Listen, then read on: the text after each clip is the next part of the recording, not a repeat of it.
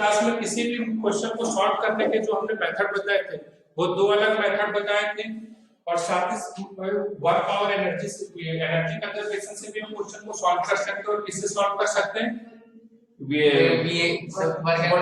Work energy theorem से और energy conservation से।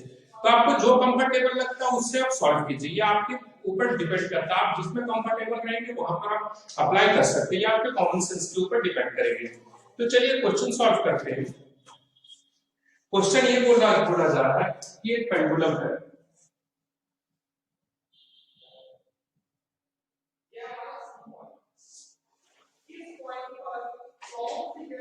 एक पेंडुलम है जो एल लेंथ के स्प्रिंग से कनेक्टेड है और इसका मास क्या है m, इसका मास m है, बॉब का मास m है और इसे क्या दी गई है, वेलोसिटी u दी गई है, इसे इनिशियल वेलोसिटी u दी गई है, इसे इनिशियल वेलोसिटी u दी गई है। ये pendulum is projected horizontally, find the speed of the pendulum when the spring is at an angle theta. तो u वेलोसिटी दी गई। फर्स्ट क्वेश्चन आपको फाइंड करना है वेलोसिटी ऑफ बॉब या velocity of pendulum at any angle theta, किसी भी angle theta के ऊपर, कोई भी रैंडमली एंगल थीटा। पहला find the speed of bob या तो pendulum at an angle theta, at an angle theta. First है। सेकंड जो आपसे क्वेश्चन पूछा जा रहा है, सेकंड बोला क्या है, थीटा विद वर्टिकल, वो थीटा जो बनेगा वर्टिकल से बनाना है, थीटा विद वर्टिकल। सेकंड आपसे पूछा जा रहा है find the maximum angle to which spring will be deflected, find the maximum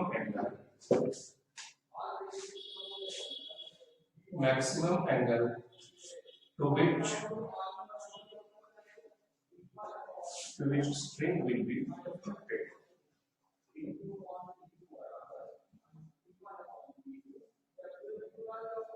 String will be deflected, कहां तक डिफ्लेक्ट करेगा, ठीक है।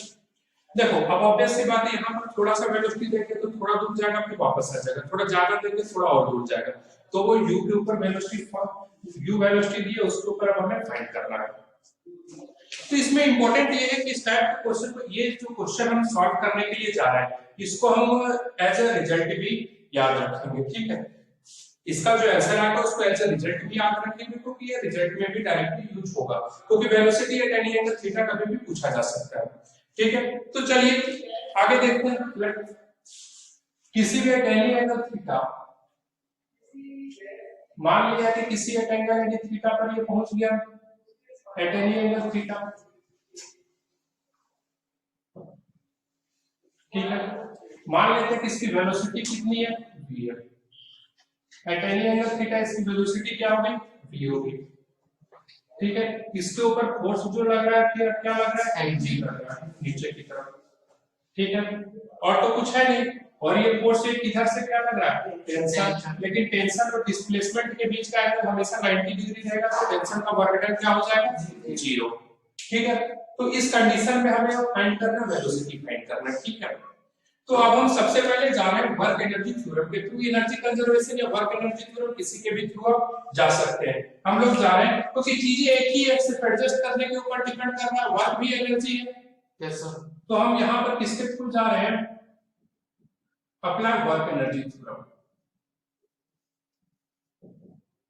Apply work energy theorem. अब वर्क एनर्जी थ्योरम क्या लिखते हैं, W net is equal to change in kinetic energy. आइए देखते हैं टोटल कितने सारे वर्क हो रहे हैं, टोटल कितना वर्क होगा। पहले फोर्स देखेंगे कौन कौन सा फोर्स लग रहा है, तो यहाँ पर देखिए दो टाइप के फोर्स लग रहे हैं, एक तो टेंशन फोर्स लग रहा है, दूसरा क्या लग रहा है, ट्रांजिशन फोर्स लग रहा है, is equal to change in kinetic energy, final kinetic energy minus initial kinetic energy. Final kinetic energy कितना है, half m v square minus वहां पर जो वेलोसिटी दी गई हाफ एम वी स्क्वायर। अपना टारगेट किसको फाइंड करना है, v को फाइंड करना है, ठीक है। Work done by tension will be 0 because tension is always perpendicular to displacement. By tension हमेशा इधर है, डिस्प्लेसमेंट हमेशा टेंजेंशियल होगा, टेंशन हमेशा रेडियल है, तो उसके बीच का एंगल हमेशा क्या रहेगा 90 डिग्री।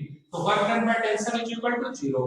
बात रही वर्क डन बाय mg, तो mg की वजह से क्या अपनी इस साइड पर है, उसके बाद ये कुछ देर में इस साइड पर हो गया, तो मान लो कि ये क्या हो गया h। अब हमें h की वैल्यू फाइंड करनी पड़ेगी, तो ऐसे हम लिख देते हैं वर्क डन बाय टेंशन। देखो mg नीचे लग रहा है और डिस्प्लेसमेंट हमेशा हमारा क्या हुआ है, यहाँ पर ऊपर हुआ है। देखो डिस्प्लेसमेंट फोर्स mg नीचे लग रहा है, डिस्प्लेसमेंट किधर हुआ है, ऊपर की तरफ। तो यहाँ पर क्या लिखेंगे, minus of mg h is equal to half m v square minus half m u square. चलो एक टेंशन खत्म हो रहा है, मास तीनों में कैंसिल आउट कर दो। h फाइंड करने के लिए जा रहा है, ये एंगल l है, यहाँ से यहाँ तक का केवल ये थीटा एंगल बना रहा है, तो यहाँ से यहाँ तक ये लेंथ हम बोल लिख देंगे, कितना हो जाएगा l cos थीटा। जब ये कंप्लीट l और यहाँ से यहाँ तक l cos थीटा हो गया, h इज इक्वल टू क्या हो गया, h is equal to l minus l cos theta. तो यहाँ पर हो गया l into 1 minus cos theta. Any problem? ठीक है, तो यहाँ पर सीधा लिखेंगे माइनस g into h की जगह पर लिखेंगे l into 1 minus cos theta. ठीक है, यहाँ हाफ m v स्क्वायर का माइनस u स्क्वायर बाय 2 है, तो इस 2 को कंप्लीटली यहाँ लिख देते हैं, 2gl कर देंगे, u स्क्वायर को इधर ले आते हैं माइनस से, u square minus 2gl into 1 minus cos theta is equal to v square. तो velocity at any angle theta would be u square minus 2gl into 1 minus cos theta। v is equal to u square minus 2gl into 1 minus cos theta। very important result, बहुत ही important result है ये, आपको remember रहना चाहिए, हमेशा याद रहना चाहिए। ठीक है, क्या वेलोसिटी एट एनी एंगल, किसी भी पेंडुलम अगर इनिशियल वेलोसिटी हम u दे रहे हैं, तो किसी भी एट एनी एंगल थीटा के ऊपर वेलोसिटी जो होगा क्या है, root under u square minus 2gl into 1 minus cos theta। ये theta is from the vertical. चलिए फटाफट नोट डाउन कीजिए इसको, फटाफट नोट डाउन कीजिए, इसको याद भी रखना है, ये बहुत ही इंपॉर्टेंट रिजल्ट है। अभी जब हम 2 3 4 क्लास के बाद जब सर्कुलर मोशन स्टार्ट करेंगे, तो इसमें देखिएगा इस तरह से कैसे कैसे रिजल्ट यूज होते हैं।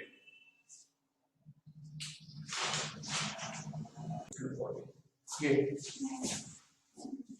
u square minus 2gl, u square is equal to 2gl into 1 minus cos phi। ठीक है, यहाँ तक 2gl into 1 minus cos phi हमें phi निकालना है, तो यहाँ पर लिखेंगे u square upon 2gl is equal to 1 minus cos phi। ठीक है, तो यहाँ से हम cos phi किधर ले जाएंगे, u square minus 2gl इधर ले आए, तो cos phi is equal to क्या हो जाएगा, 1 minus u square upon 2gl। तो cos phi is equal to क्या हो जाएगा, 2gl minus u square upon 2gl। तो यहाँ से क्या हो जाएगा, phi is equal to, यहाँ से लिख देता हूँ, phi is equal to क्या हो जाएगा, cos inverse 2gl minus u square upon 2gl।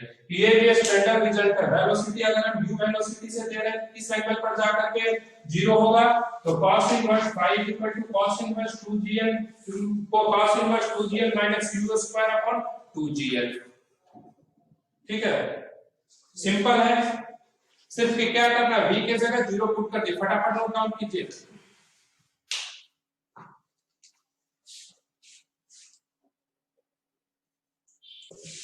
एक स्प्रिंग है जिसका नेचुरल लेंथ 7 सेंटीमीटर है, ग्राउंड से 9 मीटर हाइट पर ये हिंज किया हुआ है। अभी हम इसे किसी एंगल पर रखे हुए हैं, जिसमें एक्सटेंशन जो है, इस समय जो एक्सटेंशन है ये क्या है, 10 सेंटीमीटर हमने एक्सटेंड करके पकड़ करके रखा हुआ है। ठीक है, 10 सेंटीमीटर, और इसका स्प्रिंग कांस्टेंट जो गिवन है वो गिवन है 2000 न्यूटन पर मीटर, 2000 न्यूटन पर मीटर। ठीक है, तो फिक्स पॉइंट ए, ये फिक्स पॉइंट ए से अटैच है। ठीक है, ये पॉइंट बी के ऊपर हमने पकड़ करके इसको रखा हुआ है, इसमें एक्सटेंशन तो है already, just to block be placed at the position where distance AB is equal to कितना गिवन है, 10 सेंटीमीटर। ठीक है, if block B is released, if block from B is released, ठीक है, अगर जो ब्लॉक है B से क्या कर दिया गया, उसे रिलीज कर दिया गया, then find the maximum speed attained by the block during its motion। तो अपने मोशन में इसका मैक्सिमम स्पीड क्या होगा, यहां पर हम पकड़ करके रखे हुए हैं पेन, ब्लॉक सर एंड में क्या कर दिया हमने, रिलीज कर दिया। हाँ रिलीज छोड़ दिए, जैसे हम इसको खींच करके रखे हुए, अब हमने इसे क्या किया, छोड़ दिया। Block is released from B, B से रिलीज कर दिया गया। Then find maximum speed of block during its motion,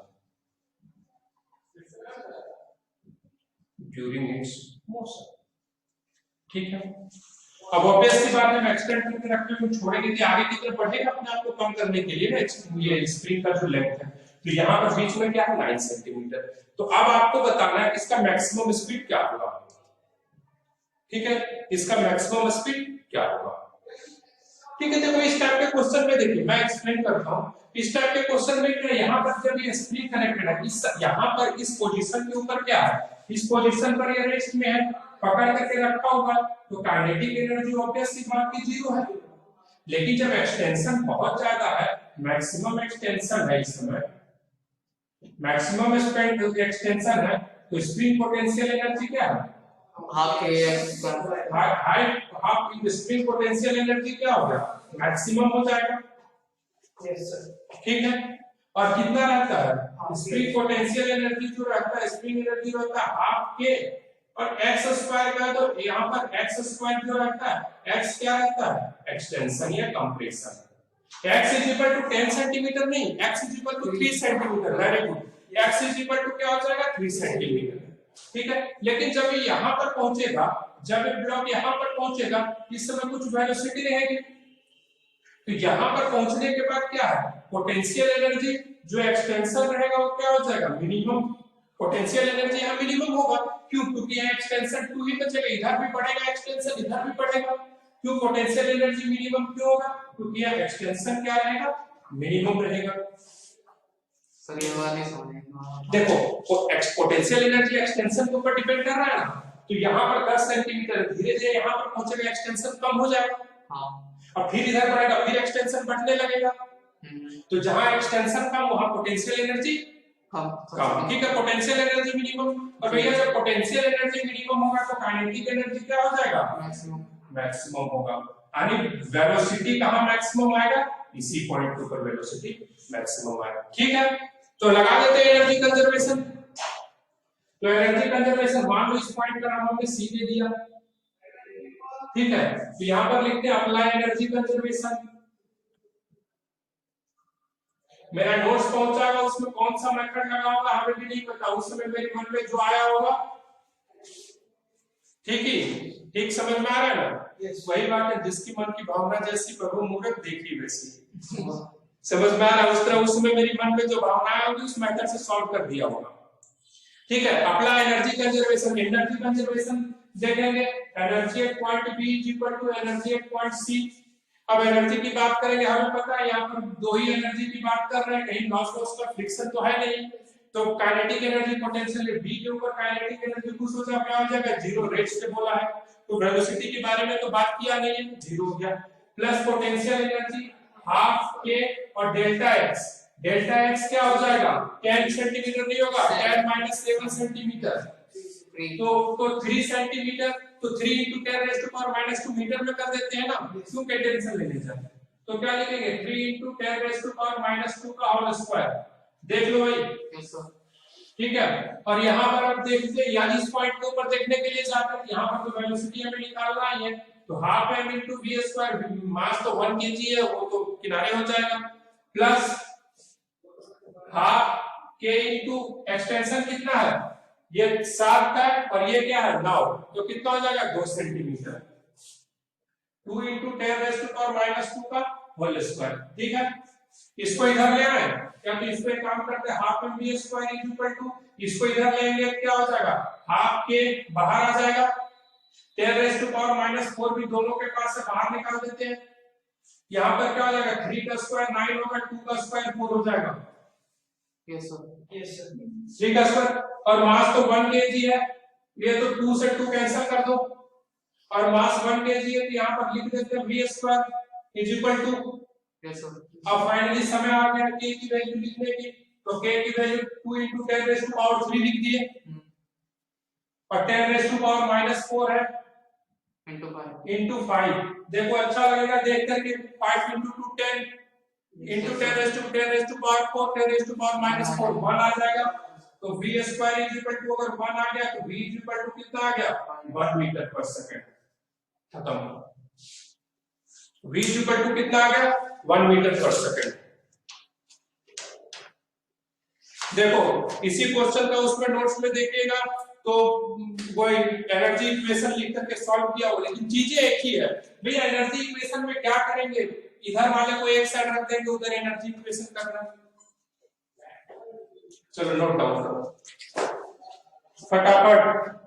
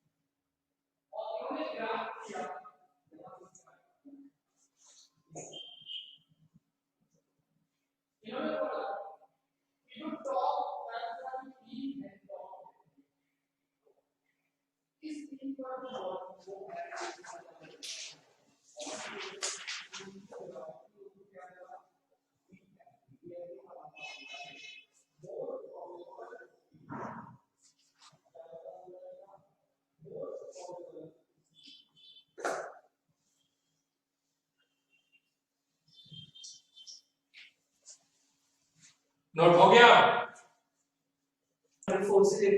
equilibrium होता है जिस बॉडी के ऊपर नेट फोर्स क्या हो जाता है जीरो और इक्विलिब्रियम क्या होता है net force on any body will be zero जहां पर इक्विलिब्रियम की बात आ गई तो यहां पर क्या आप लिखेंगे summation of f is equal to 0 या तो f net is equal to क्या हो गया 0 summation of f is equal to 0 तो ठीक है and we know that in case of conservative field in conservative field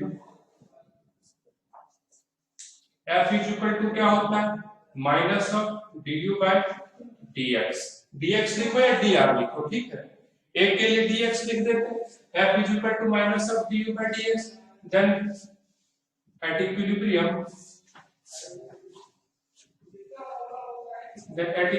क्या हो जाएगा du by dx is equal to 0। यही है ना, क्योंकि f इज इक्वल टू क्या होता है 0, तो f is equal to minus du by dx है, तो du by dx is equal to क्या हो गया 0। अब देखो किसी का डिफरेंशिएशन x के रिस्पेक्ट में 0 कब हो सकता है, तो कांस्टेंट देखो या तो u कांस्टेंट हो, या तो u मैक्सिमम हो, या तो u क्या हो मिनिमम हो, ठीक है। देखो बताता हूं, यानी स्लोप क्या हो रहा है 0, u का x के रिस्पेक्ट में स्लोप 0 हो रहा है। स्लोप 0 रहने के तीन कंडीशंस हैं, या तो ऐसे करके यहां पर हो तो इस पॉइंट पर स्लोप 0 होगा, मैक्सिमम हो गया u, या तो क्या हो ऐसे करके रहे तो भी स्लोप 0 हो गया कांस्टेंट में, या तो मिनिमम हो, मिनिमम में यहां पर क्या हो गया 0। तो भाई बोल रहे हैं या तो u जो है मैक्सिमम हो या मिनिमम हो या तो 0।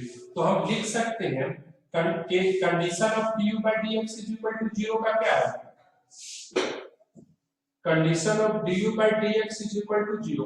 du by dx का क्या है 0, उसके कंडीशन क्या क्या हो सकते हैं, उसके कौन कौन से कंडीशंस हैं, उसके तीन कंडीशन है, तीनों को हम डिस्कस करते हैं। फर्स्ट कंडीशन क्या है, जब u क्या हो मिनिमम हो।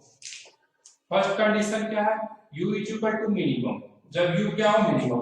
देखो u मिनिमम ये हो गया, ठीक है, u मिनिमम तो यहाँ पर सबसे मिनिमम पॉइंट के ऊपर क्या हो रहा है स्लोप 0 हो रहा है, तो u मिनिमम। तो इस कंडीशन को हम कहेंगे जो इक्विलिब्रियम में है उसे हम स्टेबल इक्विलिब्रियम कहेंगे। अभी मैं डिफाइन करूंगा स्टेबल इक्विलिब्रियम,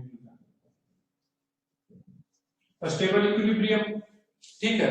या तो हम कह सकते हैं स्टेबल इक्विलिब्रियम जब होता है तो उस समय उस कंडीशन में हमारा जो पोटेंशियल एनर्जी होता है वो क्या होता है मिनिमम होता है। और दूसरा क्या हम बोल सकते हैं, जब कब ये du by dx 0 होगा, जब u हमारा क्या रहेगा मैक्सिमम। तो मैक्सिमम इससे इस कंडीशन में जो इक्विलिब्रियम होता है उसे हम क्या कहेंगे अनस्टेबल इक्विलिब्रियम, अनस्टेबल इक्विलिब्रियम कहेंगे। और तीसरा क्या हो गया u is equal to constant, किसी भी कांस्टेंट का डिफरेंशिएशन हमेशा क्या होता है 0, तो इसे हम क्या कह देंगे न्यूट्रल इक्विलिब्रियम, ठीक है, न्यूट्रल इक्विलिब्रियम कहेंगे, ठीक है।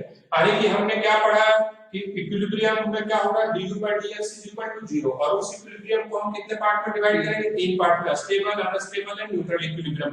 अब हम तीनों को एक एक करके पढ़ने का कोशिश करते हैं, ठीक है, तीनों को एक एक करके पढ़ते हैं। सबसे फर्स्ट वाला जो हम देखते हैं वो देखते हैं स्टेबल इक्विलिब्रियम। ध्यान से देखते जाइएगा, एक ही पार्ट में सारा चीजें क्लियर है। स्टेबल इक्विलिब्रियम, तो सबसे पहले इस कंडीशन का आप ग्राफ ड्रॉ कर देते हैं। ग्राफ तो हमें पहले से पता है, ग्राफ तो हमें पहले से पता है। तो स्टेबल इक्विलिब्रियम में इसमें क्या हो जाएगा, ये u है और ये फंक्शन x है, तो इसका जो ग्राफ होगा वो ऐसे करके जाएगा, कहीं भी कुछ भी इधर है, ठीक है। तो इस कंडीशन पर ये क्या हो जाएगा u मिनिमम, और ये क्या हो गया x नॉट इक्विलिब्रियम पोजीशन, ये क्या हो गया इक्विलिब्रियम पोजीशन, ठीक है। तो इसमें क्या होता है स्टेबल इक्विलिब्रियम को हम कहते हैं when body are displaced from this position then it has tendency to regain its original position। जैसे कि सपोज दैट यहां पर एक बॉल है, यहां पर नेट फोर्स 0 लग रहा है, लेकिन अब हमने क्या किया, हमारी इच्छा है कि इस बॉल को हमने थ्रो कर दिया, इस बॉल को ऊपर हमने किक कर दिया, धक्का दिया कि यहां पर पहुंचने के बाद इसकी टेंडेंसी क्या रहेगी, फिर से वापस आने की रहेगी, ठीक है, रीगेन करने की टेंडेंसी रहेगी। तो हम लिख सकते हैं if we displace any object from this equilibrium position, any object, कोई ऑब्जेक्ट स्टेबल इक्विलिब्रियम में, हम उसको क्या कर रहे हैं डिस्प्लेस कर रहे हैं। if we displace any object from this equilibrium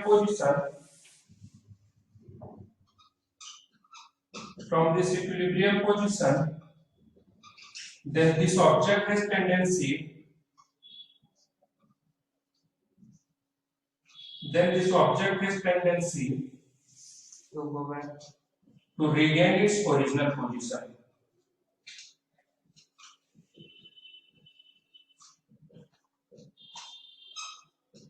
This type of equilibrium is known as original equilibrium, stable equilibrium. A stable equilibrium में क्या होगा, रीगेन करने का कोशिश करेगा, समझ में आ रहा है?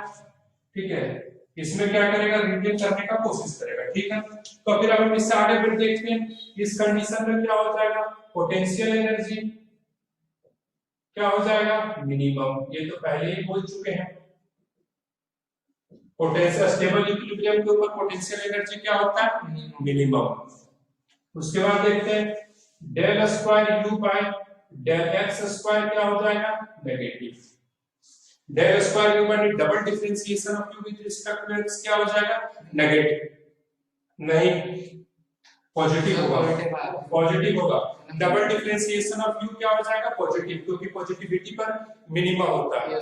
D square u by d x square क्या हो जाएगा, पॉजिटिव हो जाएगा। ठीक है, तो ये मिनिमा का कंडीशन है। और यहीं पर क्या हो जाएगा, यहीं पर df by dx इसका कंडीशन में क्या हो जाएगा, फोर्स को जब हम डिफरेंशिएट करेंगे तो वो क्या हो जाएगा, नेगेटिव हो जाएगा। ठीक है, क्योंकि f is equal to minus of du by dx है ना, तो उल्टा हो जाएगा। तो ये स्टेबल इक्विलिब्रियम का फोर्स को अगर x के रिस्पेक्ट में डिफरेंशिएट करेंगे तो क्या होगा, पॉजिटिव। वही डबल डिफरेंशिएशन ऑफ u क्या, सॉरी फोर्स वाला नेगेटिव हो जाएगा, डबल डिफरेंशिएशन ऑफ u क्या हो जाएगा, पॉजिटिव हो जाएगा।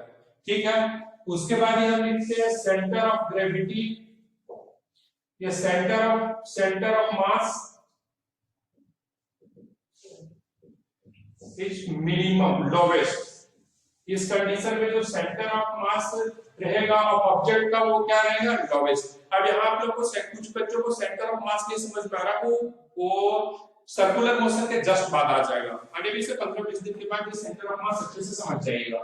Centre of mass lowest as compared to other,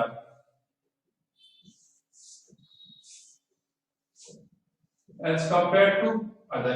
ये क्या होगा, स्टेबल इक्विलिब्रियम का। और ग्राफ ऐसे ही रहेगा, जो नीचे झुक करके जाएगा वो क्या रहेगा, स्टेबल इक्विलिब्रियम का। चलिए फटाफट, एकदम टाइम नहीं है, जितना जल्दी से जल्दी आप लोग नोट कीजिएगा आपका सिलेबस उतना तेजी से बढ़ेगा।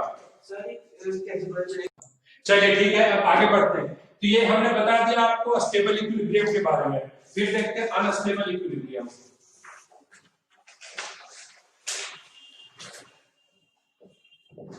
अनस्टेबल इक्विलिब्रियम, अनस्टेबल इक्विलिब्रियम में क्या होता है,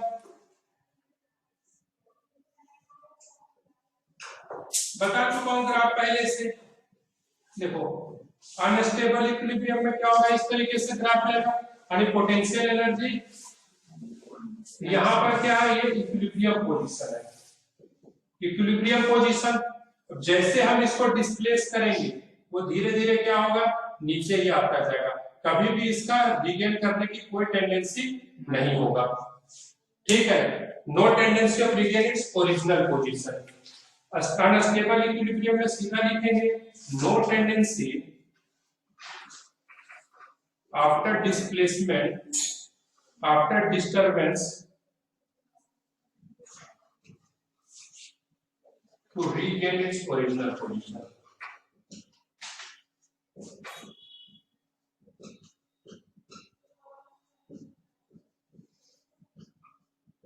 ओरिजिनल इक्विलिब्रियम पोजीशन। ठीक है, ओरिजिनल इक्विलिब्रियम पोजीशन। इस कंडीशन में क्या हो जाएगा, इस कंडीशन में जो होगा du by dx, ठीक है, वो हो गया। तो इसमें क्या हो जाएगा, पोटेंशियल एनर्जी u जो रहेगा उधर उसमें मिनिमम था, इसमें क्या हो जाएगा, मैक्सिमम।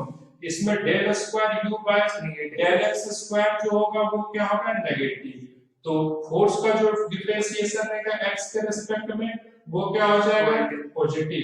इसमें सेंटर ऑफ मास जो रहेगा is highest, higher as compare to other.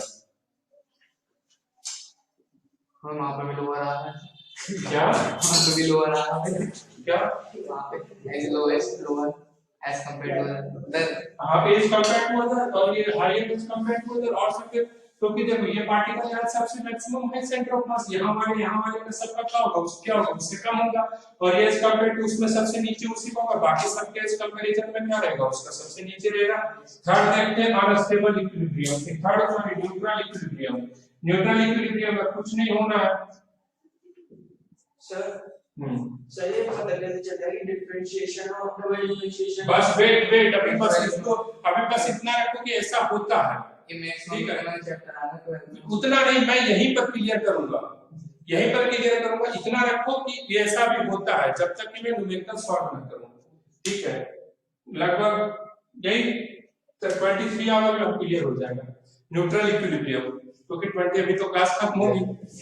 Neutral equilibrium, तो न्यूट्रल इक्विलिब्रियम में क्या है, इसमें जो पोटेंशियल एनर्जी रहता है पहले ही बात कर चुका हूं कि पोटेंशियल एनर्जी u हो गया x हो गया, इसमें potential energy u u not रहता है, कांस्टेंट रहता है। तो इसमें क्या करना है, तो कांस्टेंट रहेगा, तो फिर इसमें after disturbance no movement. After disturbance क्या होगा, ऑब्जेक्ट को हम डिस्टर्ब करेंगे तो ये कोई मूवमेंट नहीं करना, तो रिटेन करने की कोशिश करेगा ना तो आगे की तरफ बढ़ेगा। जैसे कि सपोज दैट यहाँ पर देखने की कोशिश करो, जैसे कि m मास का ब्लॉक हमने इसे डिस्टर्ब करके यहाँ पर रख दिया, तो यहाँ से फिर इसका किसी तरह का कोई मूवमेंट नहीं होगा। तो हम लिख सकते हैं after disturbance no any movement